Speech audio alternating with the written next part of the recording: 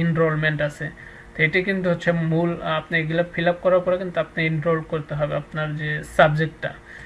তো গো to the offer এখানে দেবেন, তারপরে এই যে এখানে আপনি সিলেক্ট করবেন আপনি যেটা আবেদন করতে চাচ্ছিলেন। যেমন কম্পিউটার আছে, যে তখন যেটা করছেন, আমি মেকানিক্যালি করছিলাম, তো মেকানিক্যালটা এখানে দিয়ে নিলাম।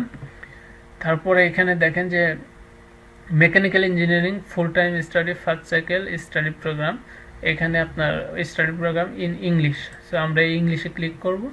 এখানে এইরকম একটা ইন্টারফেস চলে আসবে, তারপরে এগেন সাইন আপে ক্লিক করবেন। ক্লিক করার পর আপনার কাছে এরকম একটা ইন্টারফেস চলে আসবে। তো এখানে আপনার সেকেন্ডারি এডুকেশন এটা দেওয়া আছে, জাস্ট আপনার সোর্স অফ এডুকেশন ফাইন্যান্সিং যেটা আছে সেটা হচ্ছে I will pray for studies, আপনি এটা দিতে পারেন, অথবা আপনার যদি কোনো স্কলারশিপ থাকে সেটা দিতে পারবেন।